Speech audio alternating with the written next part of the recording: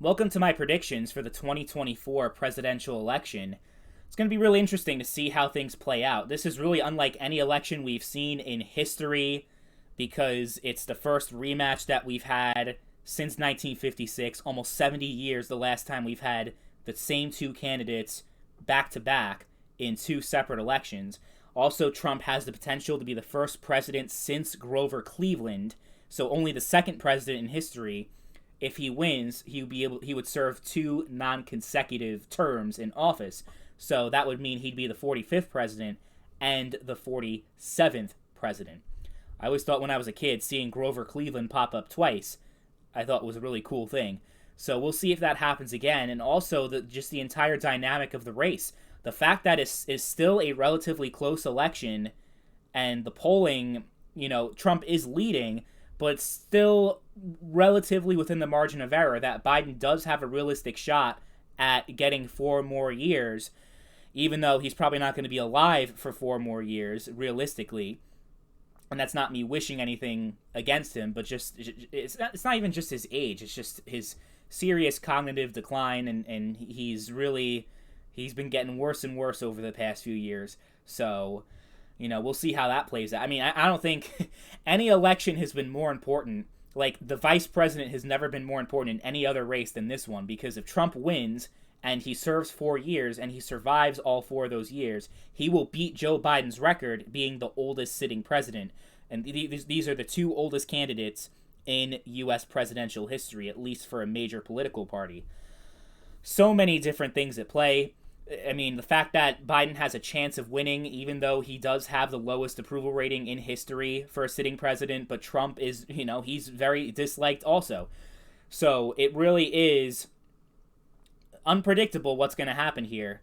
But the fact that Trump is leading in the popular vote consistently in the polls over the past 6-7 months, I think that indicates that Biden is in serious trouble, because of the fact that Trump did not win the popular vote in 2016 or 2020. He won in 2016, and in 2020, based off the Electoral College, he barely lost. It was only about 50,000 votes or so that separated Trump and Biden between a few swing states, which is crazy to think, but that's the Electoral College is all that matters here.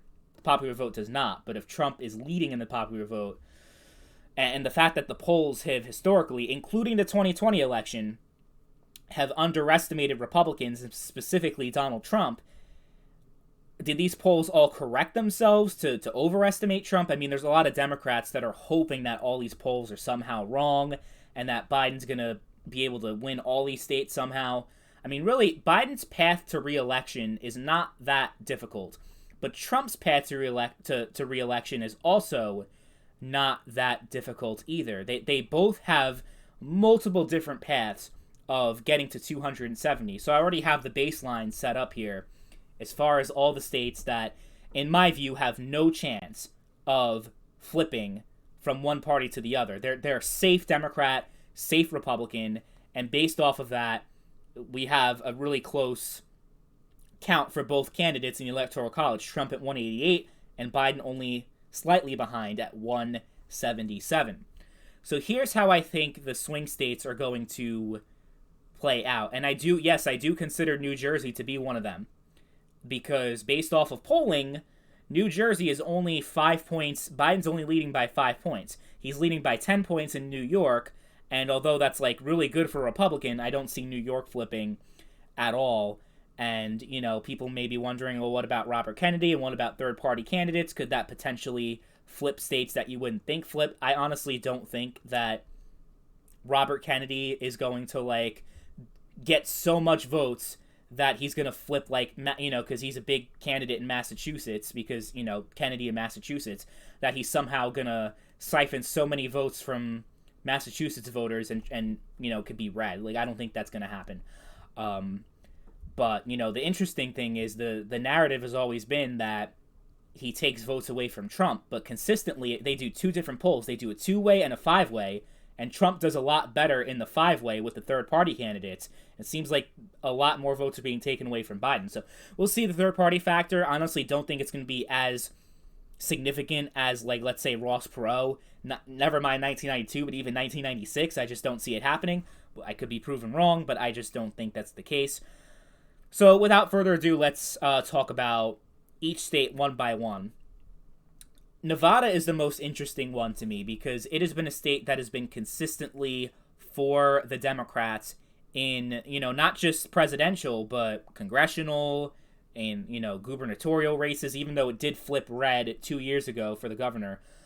And based off of the polling, I mean, there's some polls that have Trump up by as much as 13 points, which I don't know if he's going to win by 13. I do think he's going to win by a fairly wide margin, though.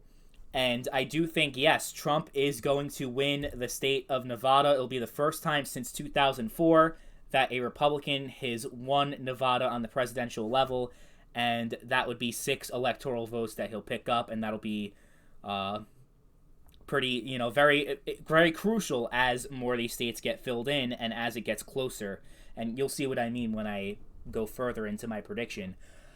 So then we'll talk about Arizona, because I think Arizona is very similar to Nevada, Sunbelt state, very similar concerns on the issues of immigration and, economic issues as well. I just don't see a scenario where Trump wins Nevada, loses Arizona, or vice versa. So I think these two states, regardless of who wins, because let's say something happens and Biden, wins Nevada. I don't see Biden winning Nevada and losing Arizona. So I think it goes both ways, regardless of who wins, but I think it's going to be Trump.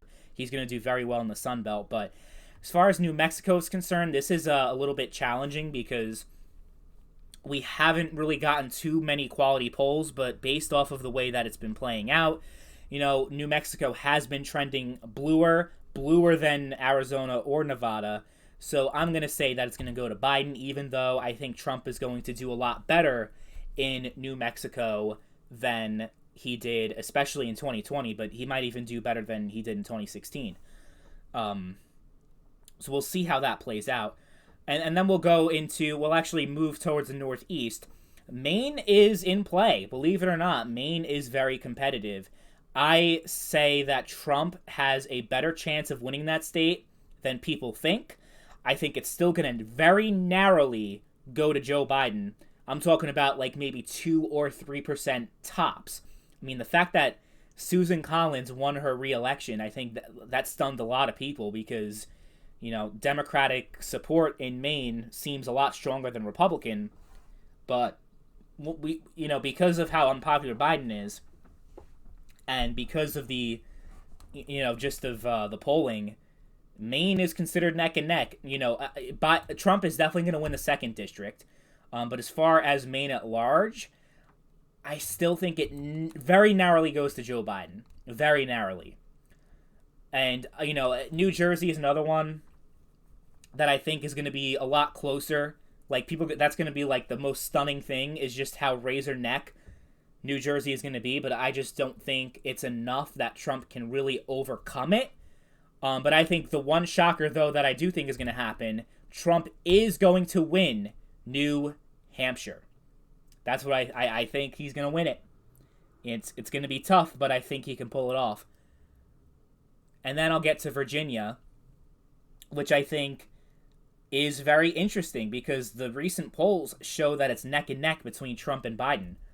And, you see politicians like Glenn Youngkin doing very well over there, and them actually doing a lot better in recent years on, not just the statewide level, but in the congressional level as well. I think Trump actually has a very good shot at carrying the state of Virginia. He really does. And I think that's going to be another surprise. I think Trump is going to carry the state of Virginia. The first time, I believe, the same thing, first time since 2004 that that state, same thing with Nevada, that Virginia has been won by a Republican. North Carolina is another one that is technically a swing state. It's within 4 or 5 points in the polls, but I think when it's all said and done, Trump's going to carry it. And then Florida is also going to go to Trump. I mean, I don't think any Democrat really thinks that Florida is going to go. I was debating putting it in the safe category, honestly, like along with Texas, but I'm like, it's still technically possible, and just because Florida has historically been a swing state, I just decided to include it in the swing category. But I don't think it's an actual swing state really. So there's that, and based off of what I got so far, he's at 269 versus Biden's 198. So Biden would really have to win every single one of these states, and he would have to win the Nebraska 2nd District, and it would be a tie. And it would have to go to the House of Representatives, and because the House of Representatives is controlled by Republicans, Trump would get the re-election. Like, he would be elected president by the House. We've never really seen anything. Well, we have. It's in U.S. history. It's happened before, but we've never seen it in at least 150 years or so. That's the last time that happened. So, if that did happen, it would be very interesting. But based off, like, if Trump does win Virginia, I don't think there's any chance that Biden wins every single one of these, especially Georgia. There's no fucking way. So, and regardless, even if my Virginia prediction is wrong, and I know some people might think that it's just, like, unfathomable that it could go to the GOP, and same thing with New Hampshire. If both of these predictions are wrong, I still am very confident about Georgia, because just the way things are. I mean, Biden did win in 2020, but it seems like a kind of like a once-in-a-lifetime opportunity for Democrats to flip that state, and I don't think it's going to come again. I don't think Georgia is really a true purple state in the long term. I think it is a fairly solid Republican. I mean, the fact that Stacey Abrams got completely blown out, despite all the hype that she was getting, I think that says a lot, especially since it was a very close election in 2018. And Brian Kemp is someone who was like Trump considers an enemy, right?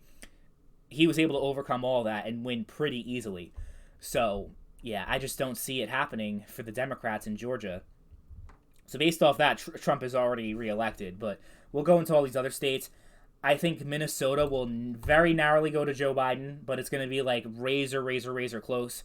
But I think Pennsylvania is going to go to Trump. I think Michigan is going to go to Trump.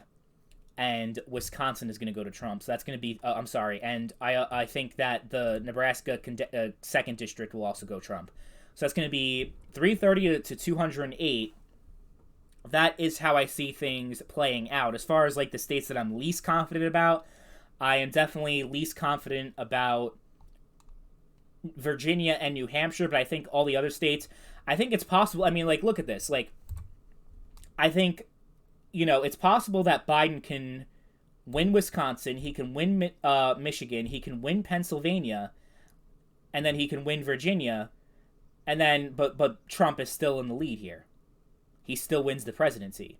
But then let's say Biden also wins New Hampshire, and it's a 269-269 tie. So you see how it's much more favorable, because you look at these swing states right here across the Rust Belt, the polling is very, very, very close. But if you look at states like Nevada and Arizona, the Sun Belt states, Trump has got a 5+ point lead in those states. He's got a 5+ point lead in North Carolina. He's got a 5+ point lead in Georgia. So really the Rust Belt is the only, like, Biden has to hold down every single state in the Rust Belt if he wants a chance at winning the election. But, it's possible, though, that he can get all of... Well, he wouldn't get all of Maine, though. That's the thing. He would get Maine at large, sure. But then Trump, would still win the first district, and it would still be 269-269.